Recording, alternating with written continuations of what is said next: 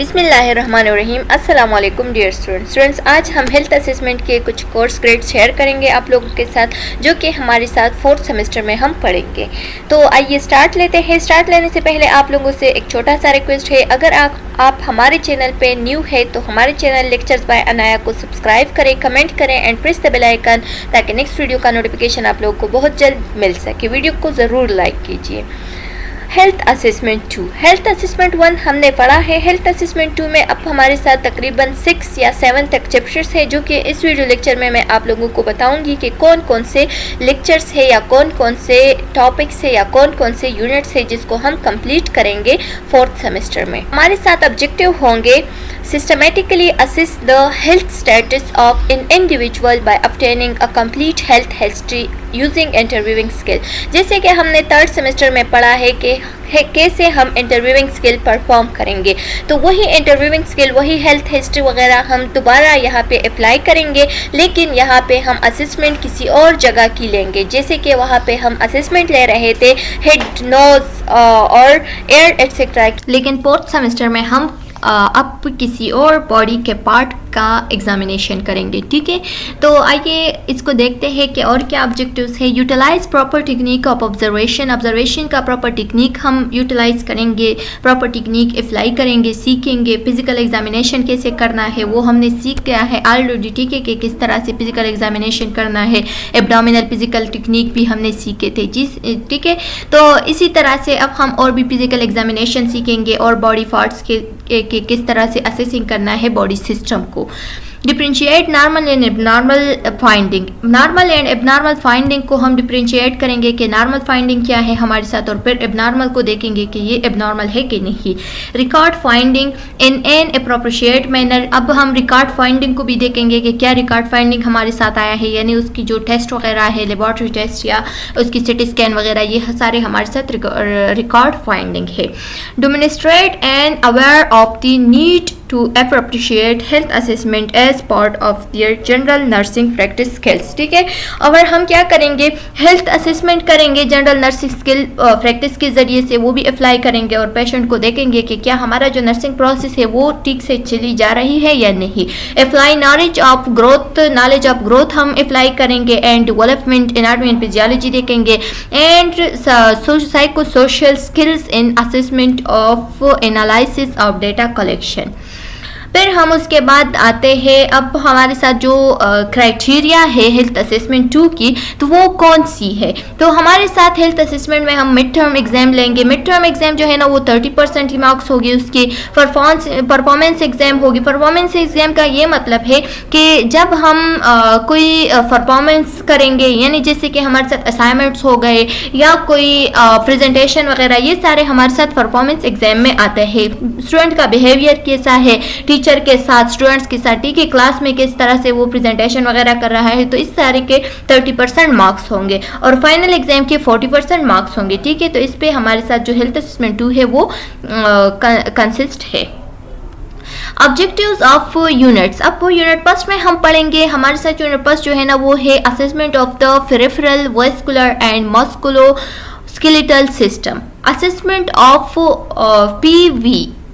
PVS का क्या मतलब है, peripheral vascular system and muscular skeletal, MSS muscular skeletal systems. ठीक है, या एमएसबी हम इसको कह सकते हैं। एमएस यानी मस्कुलर स्केलेटल सिस्टम। तो हम अब muscular skeletal system and peripheral vascular system के किस तरह से असेसमेंट करते हैं उसको हम इस चैप्टर में कंप्लीटली पढ़ेंगे। फर्स्ट ऑब्जेक्टिव हमारे साथ है कि discuss the patient health history है। पेशेंट की हेल्थ हिस्ट्री को हम डिस्कस करेंगे, उसके मुताबिक क्वेश्चन जितने भी नेसेसरी है वो करेंगे पेशेंट से। उसका जो पेरिफेरल वेस्कुलर सिस्टम है उसकी असेसमेंट करेंगे, मस्कुलर स्केलेटल सिस्टम की असेसमेंट करेंगे। फिर हम क्रिटिकल ऑब्जर्वेशन करेंगे कि किस तरह से हमने असेस करना है पीवीएस को, यानी पेरिफेरल वेस्कुलर सिस्टम को। ठीक है, assess muscular skeletal function, muscular skeletal function को हम असेस करेंगे इंक्लूडिंग मसल स्ट्रेंथ, सिमेट्री उसकी किस तरह से है, साइज किस तरह से है। सिमेट्री का क्या मतलब है, यानी दोनों साइड जो बायलैटरल साइड होते होते हैं तो क्या वो इक्वल है कि नहीं, सेम है कि नहीं, सिमेट्री उसकी इक्वल है कि नहीं, ठीक है, उसकी एक पैमाइश करेंगे, एक मेजरमेंट करेंगे। इसके साइज को देखेंगे, साइज इक्वल है कि नहीं, जैसे कि हम दोनों हाथों का मेजरमेंट करते हैं तो आया दोनों हाथ जो है ना वो सेम है कि नहीं, ठीक है, तो उसकी साइज को देखेंगे, शेप को देखेंगे, कंटूर्स को देखेंगे। कंटूर जैसे कि पैच में कंटूर्स होते हैं, अपना एक शेप होता है हर एक आर्गन का, तो हर एक आर्गन का अपने शेप को हम देखेंगे क्या वो ठीक है कि नहीं। रेंज ऑफ मूवमेंट को देखेंगे एंड इसके कैरेक्टरिस्टिक्स को मेजर करेंगे और देखेंगे, डॉक्यूमेंट करेंगे। फिर जितनी भी हमारे साथ नॉर्मल वैल्यू आई है, एबनॉर्मल वैल्यू है, सब कुछ हम यहाँ पे डॉक्यूमेंट करेंगे कि पेशेंट के साथ क्या क्या एबनॉर्मलिटीज है, ठीक है। एंड लास्ट में हम क्या करेंगे, list change is given system that are characteristic of ageing process, और फिर जितनी भी चेंजेस हमारे साथ आई है किसी भी सिस्टम में तो उसको हम क्या करेंगे, यहाँ पे लिखेंगे, उसको एक लिस्ट बनाएंगे और उसके जरिए से फिर एजिंग प्रोसेस के जरिए से जितनी भी कैरेक्टरिस्टिक नॉर्मल है या एबनॉर्मल है उसका एक अपना लिस्ट में चेंजेस लाएंगे, ठीक है।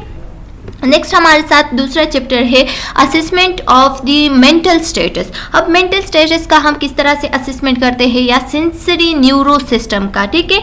इसमें दो चीज़ों की हम असेसमेंट करेंगे, एक मेंटल स्टेटस की, एक सेंसरी न्यूरो सिस्टम की। तो इसके लिए ऑब्जेक्टिव क्या होंगे हमारे साथ, perform mental status, mental examination हम परफॉर्म करेंगे। दूसरा है कि cranial nerve, sensory nerve, sense of proprioception and cerebellar function and deep tendon reflex. जो डीप टेंडन रिफ्लेक्स वगैरह है क्या वो ठीक है कि नहीं, क्रेनियल नर्व मैसेज सही से जा रहा है कि नहीं, उसका सेंस ठीक है कि नहीं, यानी किसी हॉट जगह पे हाथ रखा है क्या वो जल्दी से उठा पा रहा है कि नहीं, यानी उसकी जो मैसेज है वो ठीक से जा रहा है कि नहीं, उसका जो मेंटल स्टेटस है वो ठीक है कि नहीं। और फिर उसके बाद हम क्या करेंगे, डॉक्यूमेंट्स लिखेंगे, यानी उसकी जो नॉर्मल वैल्यू है, एबनॉर्मल वैल्यू है, वो सब कैरेक्टरिस्टिक एजिंग प्रोसेस के मुताबिक उसकी वैल्यू यहाँ पे लिस्ट करेंगे। थर्ड चैप्टर में हमारे साथ जो चैप्टर है वो है असेसमेंट ऑफ कार्डियोवैस्कुलर सिस्टम। अब कार्डियो यानी हार्ट की जो वेसल्स होते हैं उसके सिस्टम के बारे में हम क्या करेंगे, थोड़ा डिस्कस करेंगे, उसकी असेसमेंट करेंगे। तो द फर्स्ट ऑब्जेक्टिव हमारे साथ उसमें है describe the component of health history. उसकी जो हेल्थ हिस्ट्री है उसके बारे में हम सारा कंपोनेंट्स डिस्क्राइब करेंगे, ठीक है। उसकी असेसमेंट करेंगे, हेल्थ कार्डियोवैस्कुलर सिस्टम की हार्ट की असेसमेंट करेंगे, आइडेंटिफाई करेंगे जो लैंडमार्क्स होते हैं चेस्ट पर वो कहाँ पे है, वो ठीक है कि नहीं, उसकी साइमेट्री ठीक है कि नहीं, ठीक है, उसकी साइज वगैरह सब कुछ देखेंगे। डिस्क्राइब द फॉलोइंग, सब जो फॉलोइंग दिया गया है उसको हम डिस्क्राइब करेंगे, यानी जैसे कि पल्स रेट मालूम करेंगे, राइतम को देखेंगे क्या उसका राइतम ठीक है कि नहीं, पल्सेशन कैरेक्टरिस्टिक कैसा है, ज्यादा है, स्लो है, हाइपरटेंशन एटसेट्रा, ब्लड फ्लो किस तरह से है, ये सब हम चेक करेंगे। पीएमआई मालूम करेंगे, पीएमआई किस चीज को कहते हैं तो ये हम इस चैप्टर में डिटेल के साथ पढ़ेंगे, आप लोग इसके फिर लायक हो जाएंगे कि आप लोगों को पता होगा कि किस चीज को पीएमआई कहते हैं। हार्ट साउंड को देखेंगे कि हार्ट साउंड जो डब या वो जो डब साउंड होते हैं हमारे साथ वो ठीक है कि नहीं, ठीक है, लब डब साउंड ठीक है कि नहीं। Discuss systolic and diastolic murmur, systolic murmur को देखेंगे, डायस्टोलिक मर्मर को देखेंगे, यानी ब्लड प्रेशर किस तरह से है, सिस्टोलिक किस तरह से, डायस्टोलिक किस तरह है, ये सब हम डिटेल के साथ इस चैप्टर में असेस करेंगे। Assess the cardiovascular system systematically, जो कार्डियोवैस्कुलर सिस्टम है उसका सिस्टमेटिकली हम असेसमेंट करेंगे, क्या इसका जो कार्डियोवैस्कुलर सिस्टम है वो सिस्टमेटिकली ठीक है कि नहीं, उसकी असेसमेंट करेंगे। जितनी भी नॉर्मल एंड एबनॉर्मल वैल्यू आएगी तो वो एज के मुताबिक हम क्या करेंगे, वो वहाँ पे लिखेंगे, यानी डॉक्यूमेंट करेंगे अपने किस चीज़ में, अपने जो फाइल होता है वहाँ पे पेशेंट का अपना फाइल होता है उसमें डॉक्यूमेंट करेंगे। स्टूडेंट्स चैप्टर नंबर 4 हमारे साथ है assessment of thorax and lungs. Lungs और थोरैक्स का हम किस तरह से असेसमेंट करेंगे, ठीक है। तो इसके लिए जो फर्स्ट ऑब्जेक्टिव है तो उसमें हम हेल्थ हिस्ट्री लेंगे कि क्या क्या उसके साथ प्रॉब्लम आते हैं, जैसे कि हम हिस्ट्री लेंगे रेस्पिरेटरी सिस्टम के, क्योंकि लंग्स जो है ना वो रिलेटेड है किस चीज़ के, रेस्पिरेटरी सिस्टम के। लंग्स के थ्रू हमारे साथ गैसेस एक्सचेंज होते हैं, CO2 O2 में कन्वर्ट होता है, O2 CO2 में, तो इस तरह से इसके बारे में हम ज़रूर पूछेंगे कि उसका रेस्पिरेटरी सिस्टम यानी ब्रीथिंग जो है ना, ब्रेडिकार्डिया ट्रैकिकार्डिया वगैरह तो नहीं है, उसके बारे में हम पूछेंगे, ठीक है। दूसरा ये कि हम डिस्क्राइब करेंगे किस चीज़ को, चेस्ट कंटूर्स को देखेंगे, ठीक है, साइमेट्री को देखेंगे, रेस्पिरेटरी रेट को देखेंगे, देखेंगे क्या उसका रेस्पिरेटरी रेट कैसा है, ब्रेडिकार्डिया या जो ब्रेडिकार्डिया या सॉरी ब्रेडिपनिया या ट्रिकेपनिया वगैरह तो नहीं है, ठीक है। एंड उसके पैटर्न को देखेंगे, टेक्टाइल प्रेमिटस को देखेंगे क्या उसका टेक्टाइल प्रेमिटस किस तरह से है, ये किस चीज़ को कहते हैं, इसको हम डिटेल के साथ डिस्कस करेंगे। चेस्ट एक्सपेंशन को देखेंगे, डेंसिटी ऑफ लंग स्पीड को देखेंगे, डायफ्रामेटिक जो एक्सकर्जन्स होते हैं वो किस तरह से है उसको हम मालूम करेंगे, नॉर्मल है एबनॉर्मल है। अस्कल्टेट करेंगे लंग साउट को, क्या उसकी जो लंग साउट है वो रेजोनेंस की तरह है कि नहीं। रेजोनेंस का मतलब ये है कि जो एयर फिल्ड लंग्स होते हैं तो उसका साउंड जो है ना वो रेजोनेंस साउंड होता है, ठीक है। तो उसकी साउंड को भी हम अस्कल्टेट करेंगे। फिर उसके बाद हम इंस्पेक्शन करेंगे, फल्फेशन करेंगे, परकशन करेंगे एंड अस्कल्टेशन करेंगे। यानी जो हमारे साथ टेक्निक होती है हेल्थ असेसमेंट की जितनी भी टेक्निक्स है वो अप्लाई करेंगे लंग्स पे, ठीक है। और उसके बाद हम डॉक्यूमेंट करेंगे जितनी भी फाइंडिंग हमारे साथ आई है, चाहे वो नॉर्मल हो या एबनॉर्मल हो। नेक्स्ट हमारे साथ 5th चैप्टर है assessment of the I and year. I and year को अब हम कैसे असेस करेंगे, ठीक है। तो उसके साथ जो हमारे साथ फर्स्ट ऑब्जेक्टिव होता है वो क्या है कि identify the component of health history necessary for the examination of eye and ear। ear and eye के लिए जितनी भी health history necessary है तो वो हम क्या करेंगे, वो मालूम करेंगे और पेशेंट पे अप्लाई करेंगे, उसके मुताबिक फिर उसकी एग्जामिनेशन करेंगे। Describe the following, I structure को देखेंगे, आई पोजीशन को देखेंगे, क्या दोनों आई जो है ना वो सेम है कि नहीं। अपर एंड लोअर आई लिड्स को देखेंगे, ग्रॉस विजुअल परसेप्शन को देखेंगे, उसकी जो नज़र है वो किस तरह से है, ठीक है कि नहीं, कम तो नहीं है, ज़्यादा तो नहीं है, ठीक है। ज़्यादा नहीं होता लेकिन कम तो नहीं है। अच्छा, characteristic of the cornea, cornea को देखेंगे, आमी जो कॉर्निया होती है, स्क्लेरा को देखेंगे, प्यूपल को देखेंगे, लेंस को देखेंगे। ये आप सब जानते होंगे क्योंकि अभी तक आप पढ़ के आ रहे हैं कि जो बॉडी की एनाटॉमी फिजियोलॉजी है वो सबको पता होगा, ठीक है। अच्छा, सेरेब्रल प्लीट को देखेंगे, कलर, शेप एंड लोकेशन वगैरह, आर्टिकल जो एयर की अब एग्जामिनेशन स्टार्ट हो गई है, ठीक है। उसकी कलर को देखेंगे, शेप को देखेंगे या उसकी जो आर्टिकल लोकलाइजेशन है वो सही जगह पे है कि नहीं उसको देखेंगे। एक्सटर्नल एयर कैनल्स को देखेंगे, एंटीफेनिक मेम्ब्रेन्स को देखेंगे, ग्रास हेयरिंग को देखेंगे। उसके बाद जब हम सब कुछ पॉइंट करेंगे, चाहे वो हमारे साथ नॉर्मल हो या एबनॉर्मल हो, उन सबको हम डॉक्यूमेंट करेंगे, ठीक है।